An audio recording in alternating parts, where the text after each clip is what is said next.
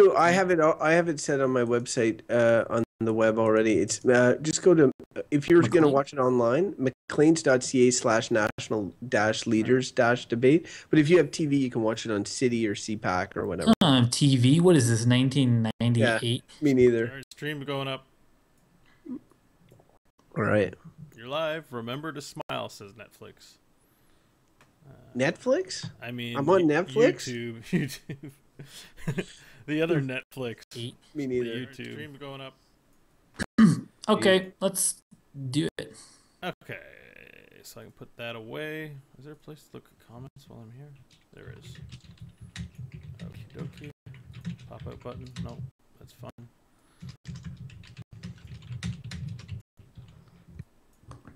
All right, let me know when you're ready for the countdown. The final countdown. That was. I really didn't put any effort into that.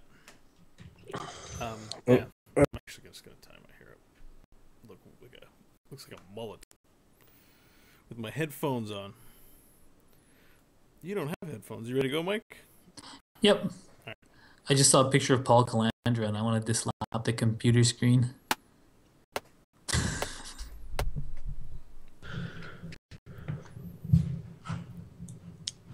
Welcome to the Good, Bad, or Bullshit podcast. Opinions are super cool, and we have them.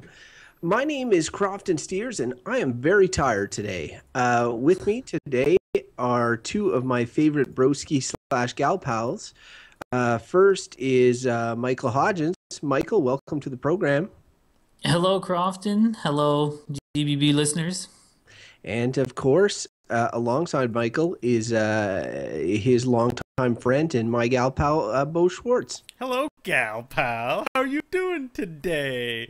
Did you do any shopping? Oh my god, I'm like playing to Yeah, you're being like super. You gotta remind listeners to go listen to the feminist episode and be like, we're not complete chauvinist assholes. Gal pal implies some stuff that maybe I don't know. haven't But then you correct. went on about shopping and all these like women like shopping, right, Beau? Is that right? I'm too tired to come up with that. I stand properly shamed.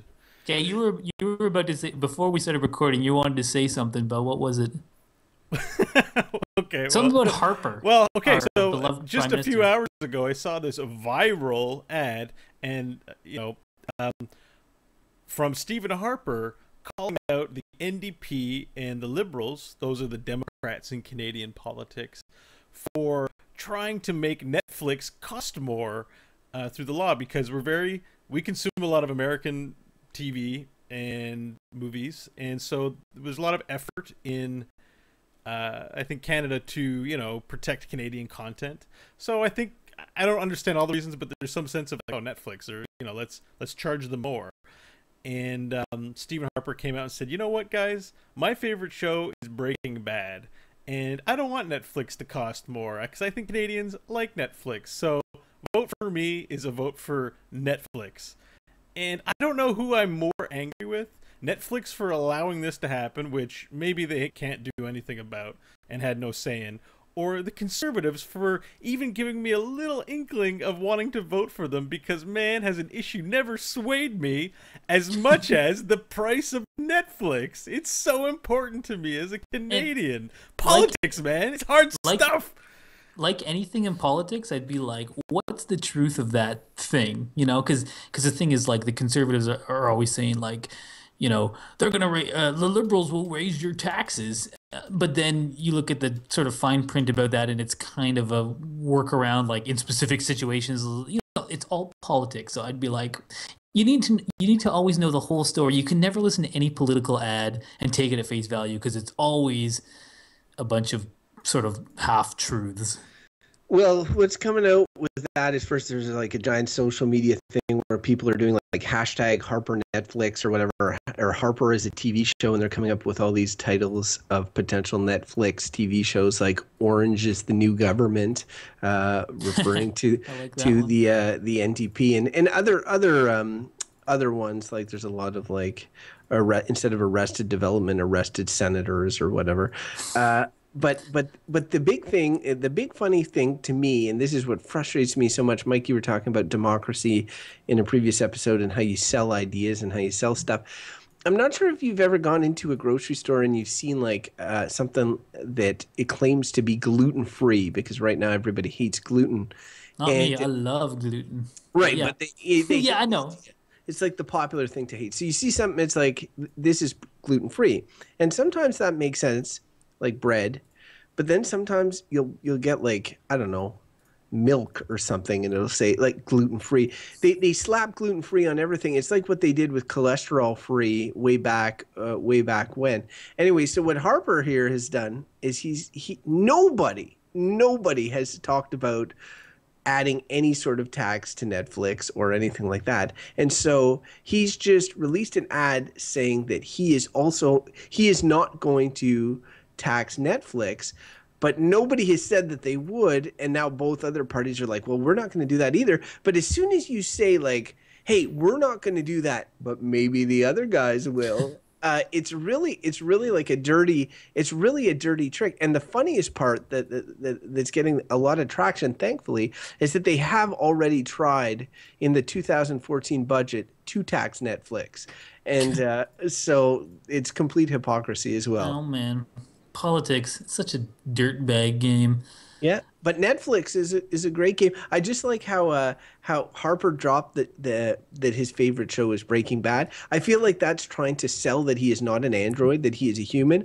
I would also be like, isn't he the tough on crime kind of candidate? So he's like, except I really enjoy meth dealing when it's fictional. I think it humanizes him.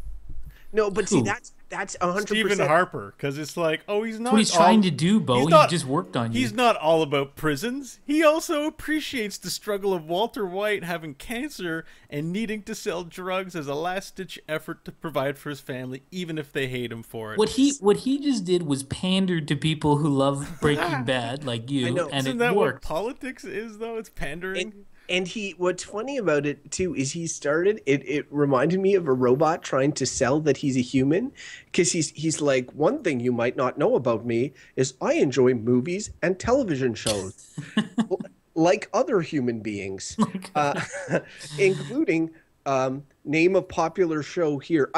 Breaking Bad. I enjoy that very much. Vote Harper. So anyway, it's politics, politics. Maybe it'll come up as a random topic once we start the random topic generator. Yeah, just for our American compatriots, we are currently in an election campaign here in Canada.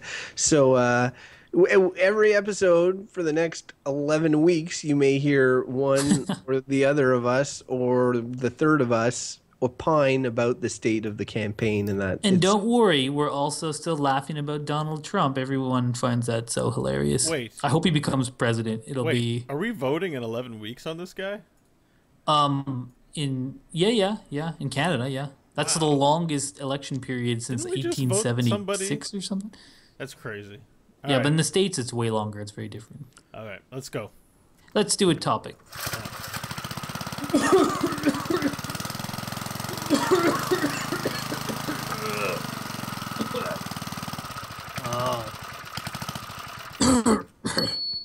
Oh. Okay, the topic today is patents. Is that like when you patent something? Yeah, like so you make an invention and then you patent it, which is legal protection of that thing. Sweet. It's like you were doing the definition, like the bad dictionary definition, like patent, to patent a thing. Yeah, like thank you, dictionary. I'm pretty sure I've already told everybody I'm tired. If someone doesnn't have any idea what a patent is, you've done nothing to clarify what it is. Okay, I know what patents are, I think. You take the what stab. They are legal protections for intellectual property. That sounds like I would probably agree with that. Yeah, it's a very like broad and basic definition. What's the difference between a patent and a copyright? Well, I think copyright is for specific published things, Like you have a book, you know, you wrote a book, it's a piece of creative thing, you can copyright it, or a TV show or something like that, and other people can't replicate it without. But I think a patent is more like you might patent a certain part that is used in automobile, I don't know, say like airbag deployment. You patent this new airbag deployment system, and then if anyone wants to use that piece of an airbag deployment system, they have to pay you because you own the patent to it. Yeah. It's like it's more for inventions, but I think honestly it's a good you're right to ask that because I think they're quite similar in that Here- they're What both about- intellectual property. Let me offer What up about the trademarks? well, let me What's offer trademark? up the Wikipedia definition because this probably Oh. will clarify it for you. Wikipedia is good, by the We way. gotta stop. You've been cheating doing with, this a lot lately, We gotta Beau. stop cheating with Wikipedia. I thought I we know. agreed no Wikipedia. Well, It's like just you're taking your because brain out and we don't want to argue the wrong thing, right? And I think there's some boundaries on this. but in our Well, polygamy Mike seems to be episode, doing a good job of in our, telling me what poly- it is. in our polygamy episode, it muddied the waters because it added polyamory, which I still am You're like, I don't man, really- I'm so regretful that we argued the right thing in the polygamy episode. No, it was the broad definition of polygamy. But anyways, whatever. What does All right, Wikipedia so it's a say? set of You've done it now. exclusive rights granted by a sovereign state to an inventor or assignee for a limited period of time in exchange for detailed public disclosure of an invention. An invention is a solution to a specific technological problem and is a product or a process, and they are a form of intellectual property, which makes me think that Crofton's right to ask about the copyright thing because he likes buckets. Crofton, you like your buckets. Intellectual property is like a giant bucket, and in it there's like copyright, patents, and probably trademarks fits in there as well. But and, that's and a other different things subset. too. But So all that stuff we're going to be talking about today: copyright, trademarks, and patents. No, no, let's just keep it on patents. Okay, so what's the difference between So- trademarks? A and patent patents? isn't it? It's an invention, but like a song isn't an invention. What's Spider-Man? That's copyright. Okay. Because it's a creative sort of, it's not an invention. Like you don't take Spider-Man and use it to process milk into homogenized milk. You know, like an invention is a physical thing. It's like a tool, or like Beau said, I guess a now process. to put it in terms that you're trying to relate to, your video game console is likely protected by patents because it's a means of, enjoying interactive video content. So you can't just do it with the software. You need hardware to do this for you. It's a process, an invention that allows you to enjoy specific types of entertainment. So and then the games you play on the console, those are copyright protected. So what's trademarked? Trademark is just like the title. A trademark's super simple. So the New York Times? Yeah, probably, or like Mattel, or some like trademark for the name of your company. You don't want other people using that name. It's all the same thing, but I feel like Kleenex. let's bring it back to patents and patent law. You can only bring it back to patents when you know what you're talking about. Well, So it's things. all right, okay. So it's More like- it's yeah. so if you come up with an invention, then you don't copyright it, you don't trademark it, you patent your invention. Yeah. Okay. And it can be I know that it can be it can be like whole machines, or it can be just parts of machines, or like it's pretty broad. I think, for our discussion, not because we're not legal experts on patent law, but the bottom line is that these things exist for, I think the idea behind them is it's supposed to be like you're a company or an individual, you've invested time, money, research, etc. into inventing something new, and that once you put that invention out on the market, if you don't have protection, anyone can just say, oh, I'm just going to like make a knockoff and make a bunch of money, and I'm a better businessman than you, Mr. Inventor, so I'm going to make all the money, and that doesn't seem fair. So patents, the idea is that like now you've made the invention, you put in the time, the research, whatever, you now have the right to receive royalties or payments when other people want to use that invention, which seems fair when you think about it like that. Yeah, and I think we get to where we're at in the current climate today because probably if you've encountered the word patent in one way or another, it's in the term patent troll. And I'm the most recent example I can think of this is that there was somebody out there who had purchased. So the thing is, if you invent something, you can actually sell your patent to like controlling interests, like companies. Like Google owns millions of patents that they keep locked away that they earn money from. Like a large part of what a lot of tech companies do, among other companies, is just hold on to patents. There was a huge legal battle across several countries between Apple and Samsung over their Galaxy and Apple phones about, the swiping, who held the patent for that. But there are a lot of opportunists who didn't invent anything, who buy up patents and who try to enforce them in a court of law. And as it specifically affected us, although we weren't targeted, was someone claimed to have invented podcasting and wanted to get royalties from us. And had that been ratified in Canada, in order to do this podcast, we might have to retroactively pay something and continue to pay something. Didn't they sue Adam Carolla? Who does They target the big fish in those cases, right? So, yes, famously, I think Adam Carolla was the most vocal in that. He made it a big subject on the show. I didn't listen to it, but I did read headlines about how they were being very like, this person's a troll, there's no legitimate claim on it, and we're not going to be giving any money or responding to any threats.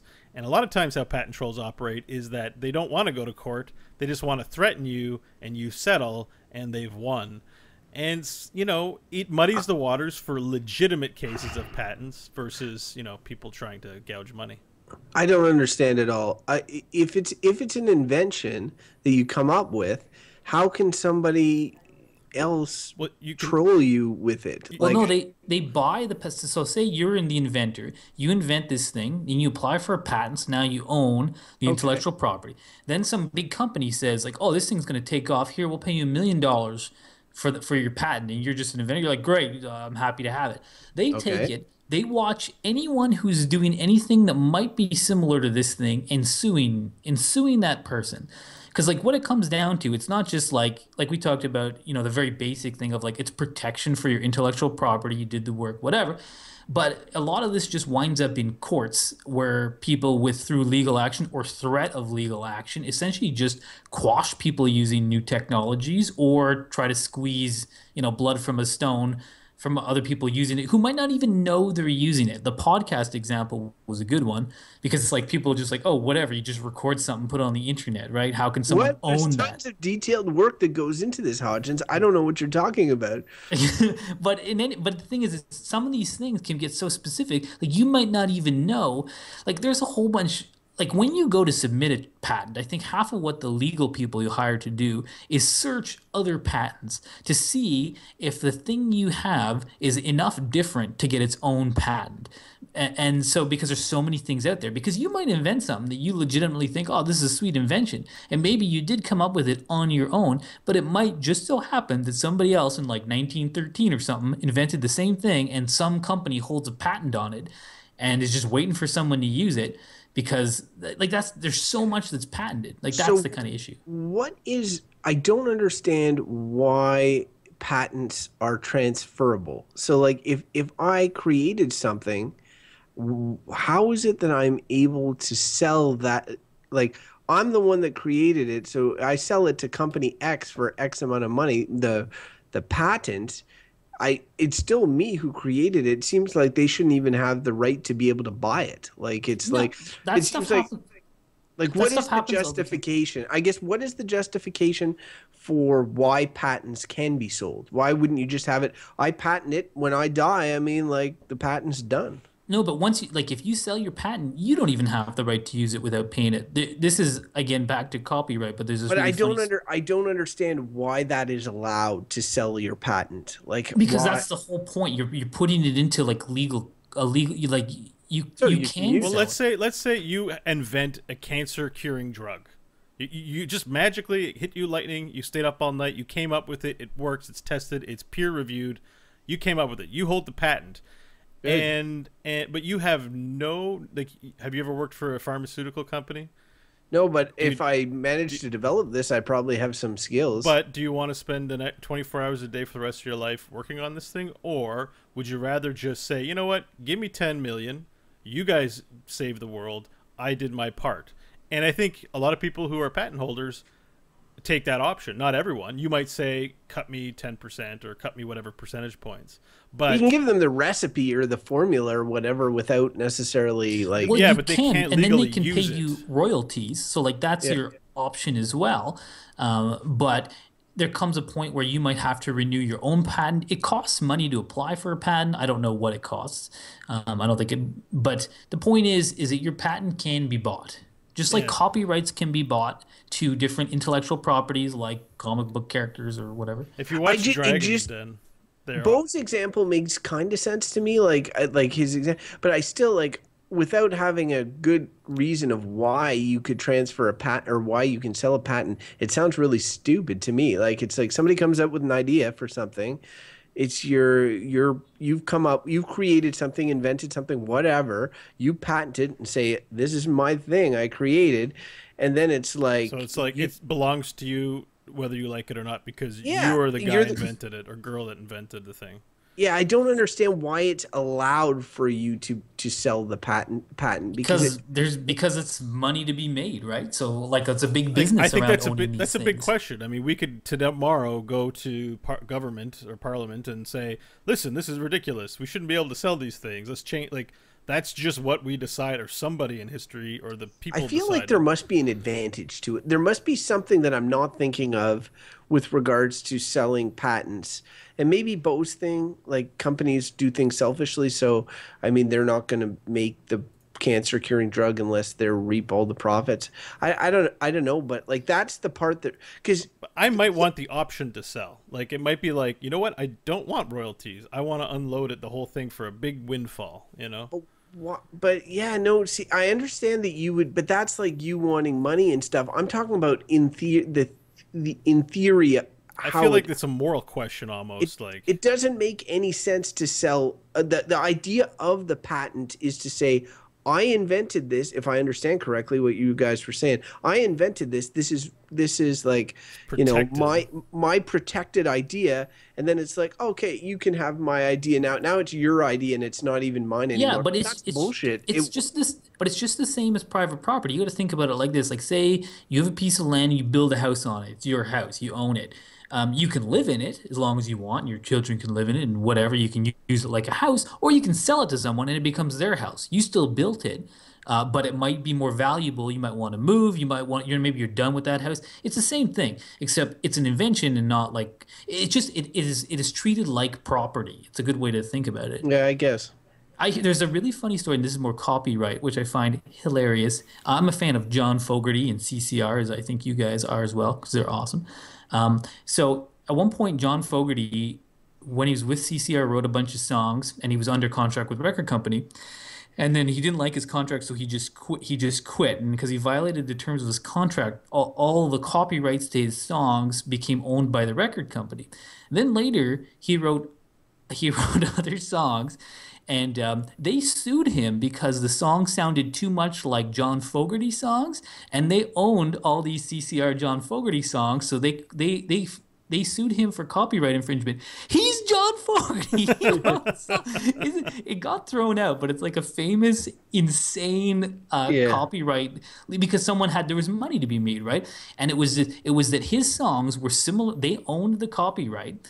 And they were similar enough because obviously he writes in a style that they were able to sue. And that's what happens with patents too. Like you might make an invention. But that was copyright, right? Yeah, but I mean, we're talking about intellectual property. But the same thing is true of that. You might make an invention and it's unique.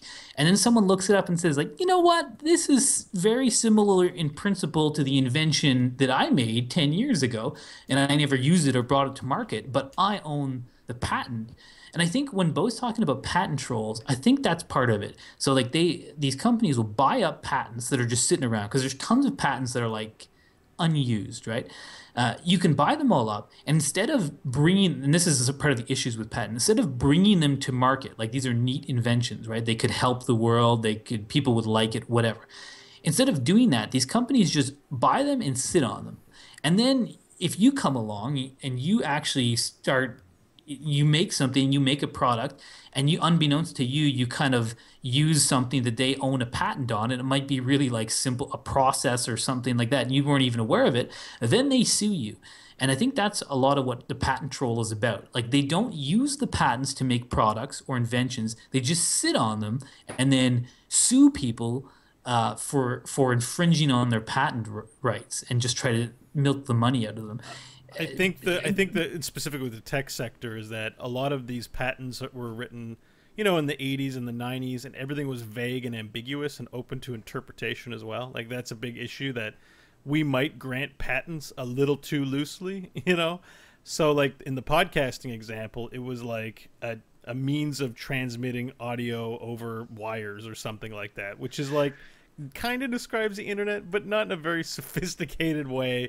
You know, it's very layman language. So can you just have an idea and not even have it worked out in any way, shape, or form and have it patented? Like, could I say, I'm patenting a holographic phone that displays like FaceTime, except it's a hologram of people's faces, a la Star Wars things that pop up? I don't know that you're required to have a working prototype. I think it does get reviewed by a judge. You think like there's an approvals process on patents for sure. There's patent office. Albert Einstein famously worked for a patent office. I don't know what the requirements are for vetting, you know, crap patents. You know, so I could just come up with crazy science fiction ideas, and then go into a patent office and like patent them all, and then when somebody like in the future, 100 years from now, makes one, I can just sue them. Well, you'd be dead. Yeah, I'll get my daughter to sue them. Potentially, I'll pass along the patent. I wonder if it's possible to patent something that you have an idea for but can't like make a prototype of quite yet. Well, I think when they include like if you're talking about a device, I feel like there are some things required, and I might be just making this up, but like if in 100 years someone comes along and Crofton patented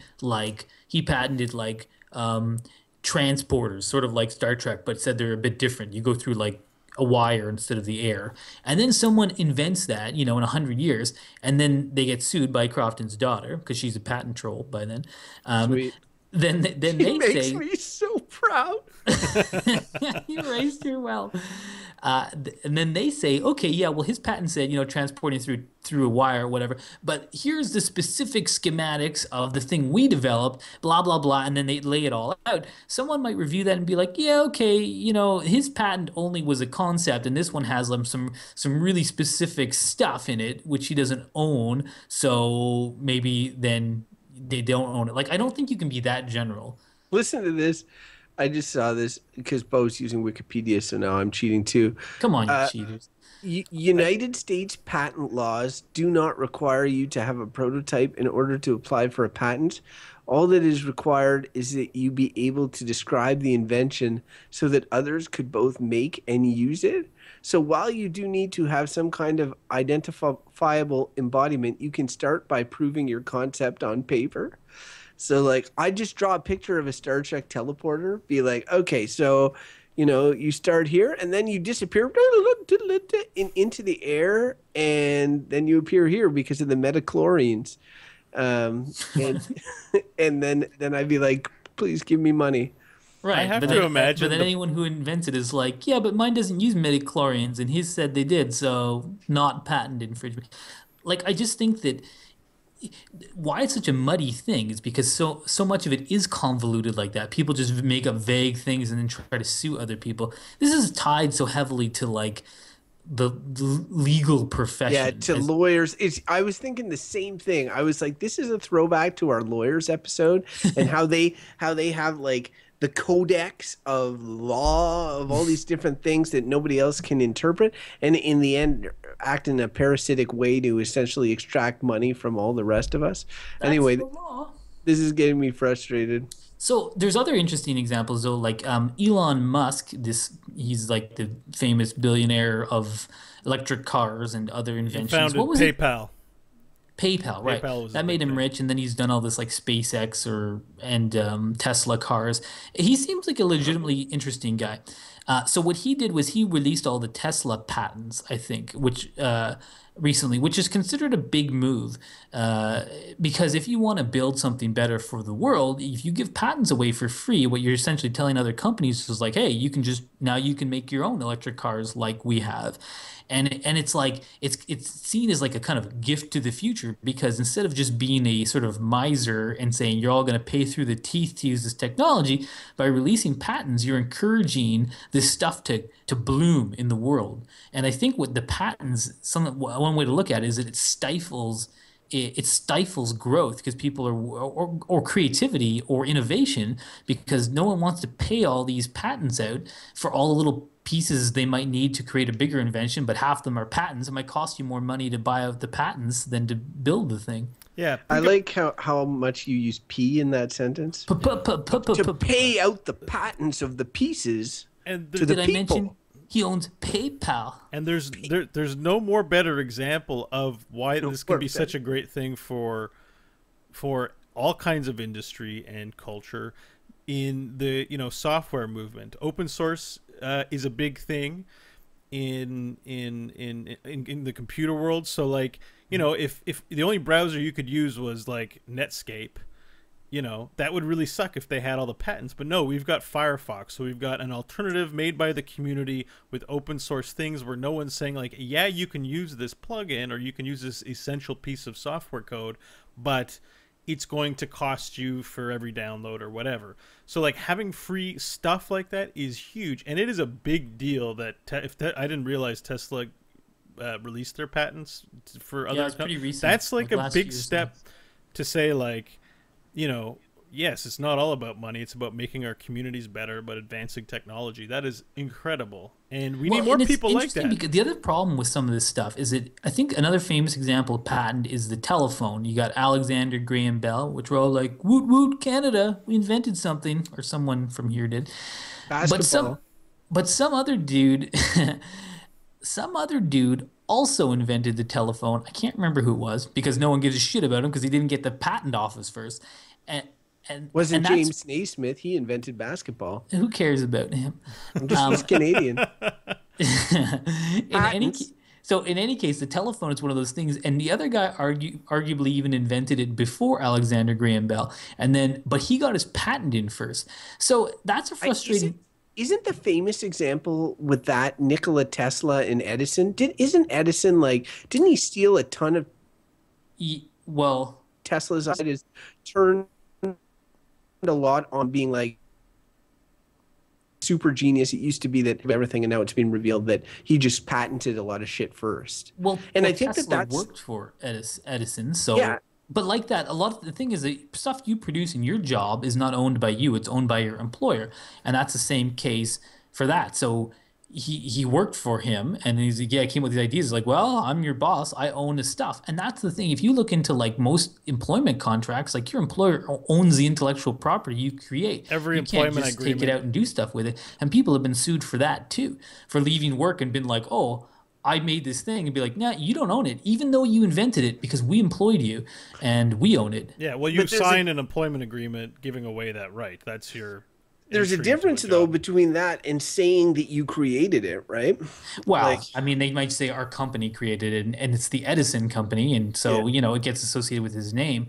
But back to the phone one, I think it was literally these two things happened independently, because the technology was probably going in that direction. It was sort of who was going to get there first. And then Alexander Graham Bell got the patent, so he gets the fame. We have Bell. I don't even know what the other guy's name is. But again, it's probably frustrating for that person because it's not like they just didn't think of it.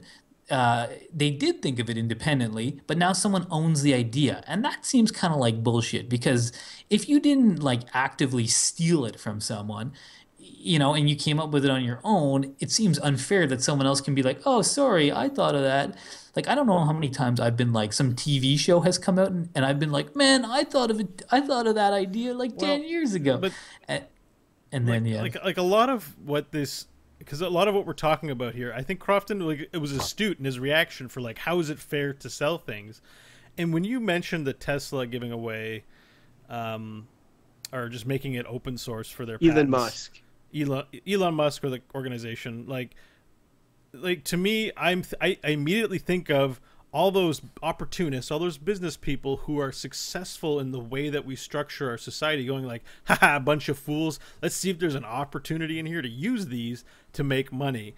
We have a lot of our culture still does promote, you know, what Mike was saying, which was, yes, like owning stuff is important because that is how you exploit. And the more patents or the more property or the more of anything that you own that you can exploit, then the higher your position, higher you're cased in our society.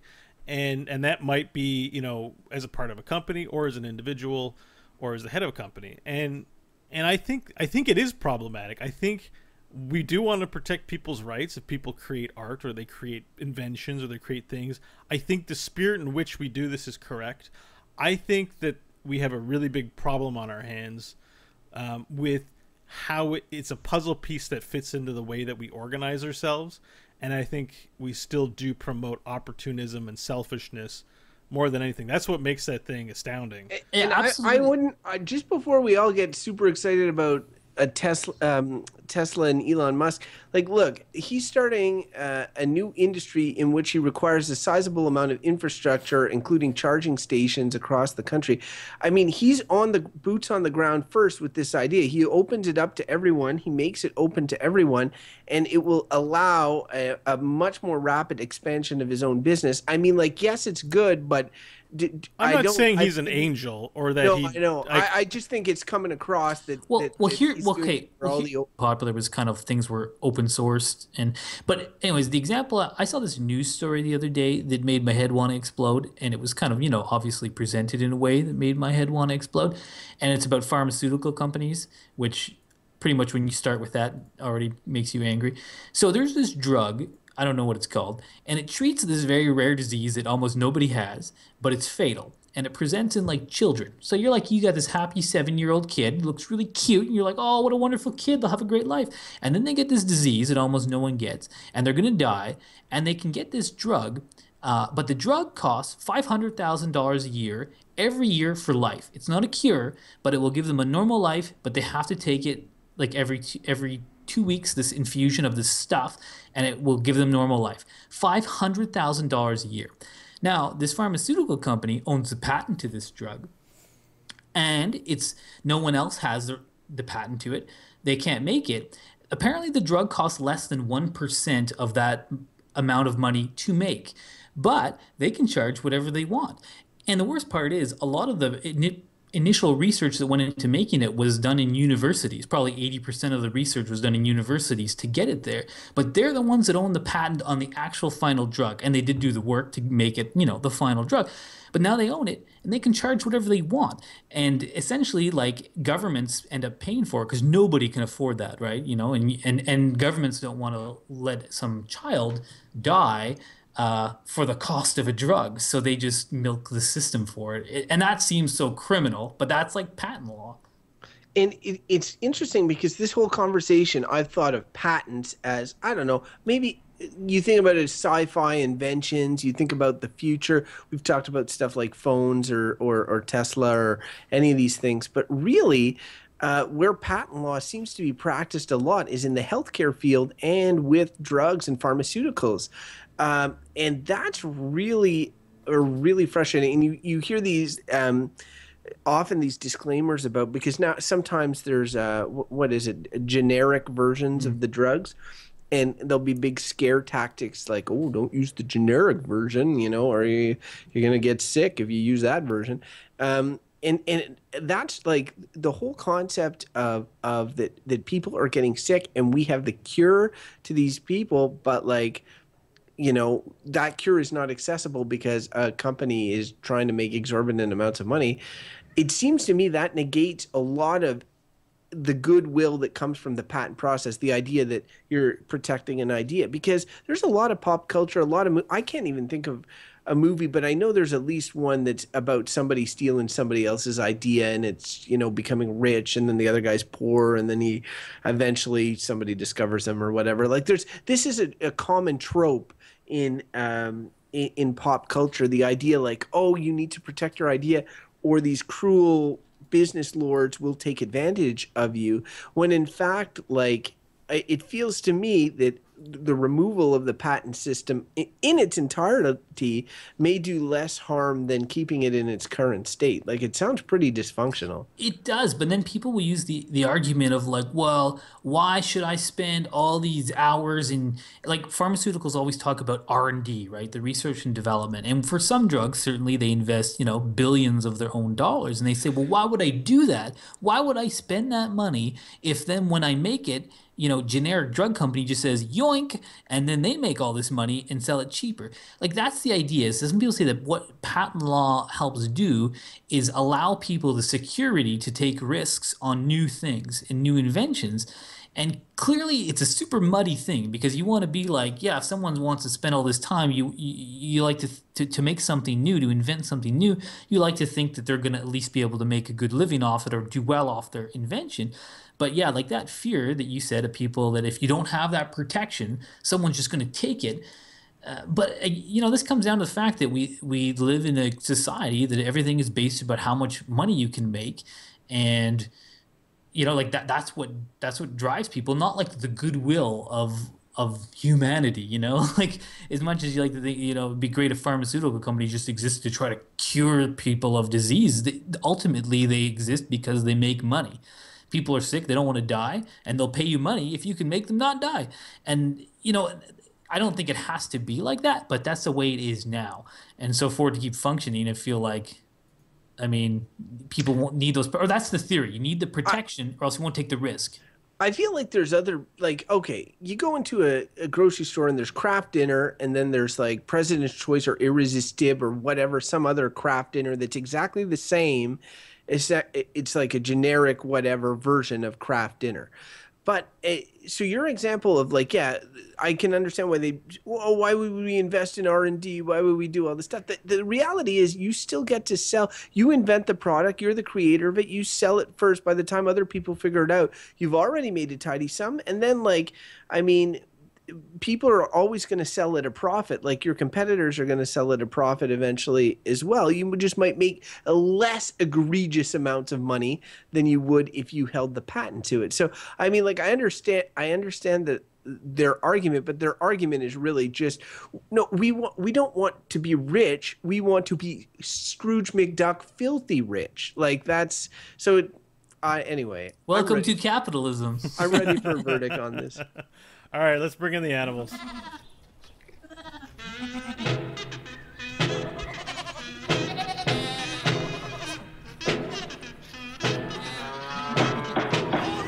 Order, I say. Order in the court. All right, so I'm going to step up to the plate first. Patents, man, talk about a divisive issue because I feel pulled in both directions. I definitely like that we protect people who invent things because these self-same Scrooge McDuck rich companies and individuals we're talking about without the patent system would be like, sweet invention, man. Let me see how you made that. Oh, okay. I'm just writing something in my notebook. It's not copying your process at all. And then they go and make money. That's what patents, that's its intended use. So I feel like that is a very positive thing in the type of capitalist system that many countries run on. So it's like I look at it and I say there are some real problems with our patent system. And I think the patent system, while it's there to protect inventors, it's not like having ownership on things leaves it ripe for exploitation. And we need to be conscientious of that and take action and not let it just run rampant. As you can see, a lot of people are trying to make a living off of being patent trolls. And that's a clear symptom, and I think a lot of people acknowledge it, that there are problems with this system. That being said, I do agree that with the original intended spirit of patents, which is to protect inventors who are not savvy businessmen in many cases, but people who volunteer a lot of time and fail often to do things to better humanity. And we just hear about the success stories. So for that reason, I'm going to say that patents are good.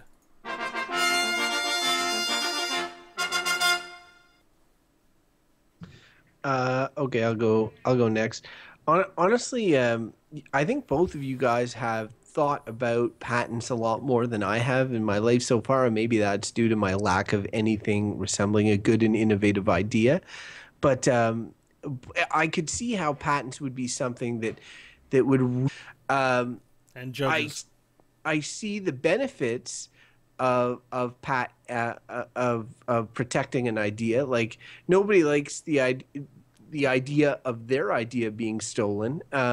That said, the negatives are just absolutely overwhelming on this thing. Like, I mean, the fact that you can even sell an idea that you created to somebody else. There's like this Reddit meme going around right now where about reposting, where somebody goes in, gives a ball to a guy and is like, I created this.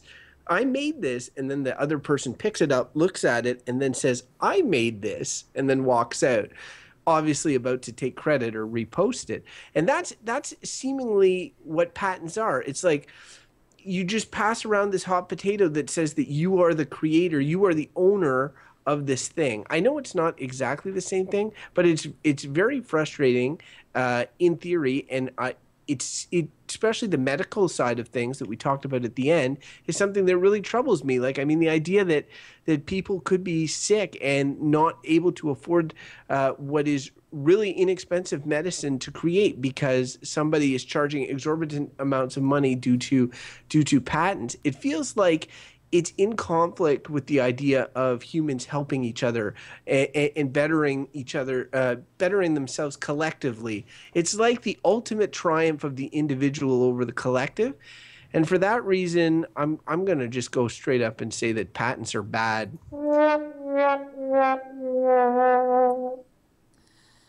Patents, bad from Crofton. This was a very interesting issue, and when we lay it out like that with the whole, Beau, you talked about it, like protect your idea, like it makes total sense. You want some protection for it, and then the way it's abused, clearly, it just looks so, like, especially when you think about the drugs and stuff like that, you can be held hostage. Your life can be because someone owns a patent. Seems just so ethically wrong. And I think what a lot of this comes down to, for me, is just the people are. If patents is a reason you're doing something, owning patent and getting to be a multimillionaire from your idea, I think you're doing it for the wrong reason. And as much as, having protection of your intellectual property might encourage you to do creative things, I really think that true creative things are driven by passion. Like, I mean, if we went on the internet tomorrow and we found a podcast called Excellent, Terrible, or Hogwash, which people rated random topics with and gave verdicts on it, I wouldn't try to sue those people. I'd say, well, all right, Wait. Our legal office is calling and telling you not to say things like that. I just like PR is going nuts. The PR office. Excellent, Terrible, or Hogwash. I'm like, what a shitty name. Ours is so much better. But I mean, even, I'd be like, if someone wanted to try to do exactly what we're doing, I'd be like, you know what, more power to them. Would I want to go and file a copyright of the concept of three people discussing a topic and at random and giving a verdict? Like, no, it's an idea. If anyone else wants to use it, we do it because we enjoy conversation and exploring ideas. And if anyone else enjoys doing that too and didn't think of this idea, well, great, they can do it too. I just feel like you do things for the right reason. And I hate that we live in a society where often the reason that motivates people is getting rich, more money. And I'm just like, that's not what inspires and motivates me. So I'm going to go with Crofton on this and just say that patents are downright bad. And for the person that gets their, ideas stolen, I feel bad for them, but I think it's more a reflection of the ills of our society, and I think so there's work to be done to correct the way things are going. Anyhow. Beau, you say I like putting the shows into buckets and stuff like that. Well, I would put this one in there with lawyers and insurance. Yeah, make a nice little pile. It's definitely part of the legalese, I hate the law. Corporate bastards. I fought the law and the law won. All right. You know what I've realized? We also did an episode on anarchy. And as I get older, I kind of am starting to think like, I think I might be an anarchist. Oh It's no, You might it's be. funny. It's a new And- idea, but I'm like, I think I am. this is one but of those not like things. the teenager anarchy where you draw an A on your textbooks and stuff. Like Exactly, and meaningful it's funny because I've anarchy. always disliked the anarchy because of that. Like, I don't identify with punk culture whatsoever. I don't believe in chaos, but there's a whole philosophical undertone to anarchy, which we discussed because we didn't know much about it, but we did bring it up in our episode. Anyways, That's never yeah, stopped us as I don't talking like all about this something law, before. All right. and it won't in the future. Yeah, no kidding. Okay, speaking of the future, um, we're going to be doing a lot more episodes like this as we are wont to do. If you have a topic that you think would be awesome to discuss, we can fuel the random topic generator with it. Send us an email, goodbadbull@gmail.com. You can also tweet at us at goodbadbull. And you can go to our website, goodbadbull.com, and you'd find all our old episodes there. And so before you send in a topic, you should go check to see if we haven't already done it. Because this is I don't know, 250 episodes of shows. Episode 120. Sure, whatever. I was just kind of, guessing. You can also follow the show. You can listen to it on the website, but you can sign up on iTunes or Stitcher. We hope you do that. Like us on Facebook as well. All those places you can often give us a review or just tell your friends how awesome we are and that they should come and listen to us.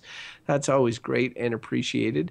Guys, so if our listeners want to follow us individually, I know that there's ways of doing that. Let's start with Beau. Beau, how would people follow you? You can find me at Beau Schwartz, where I tweet about GBB, the exclamation mark, and I have my first good, bad, or bullshit viral sticker photo going to be happening soon. I'm going to put my sticker on a thing, take a picture of it, and tweet at Good Bad Bull so that Good Bad Bull can retweet it. And you can do that too. Don't forget, if you want free stickers, write in and we'll send you some.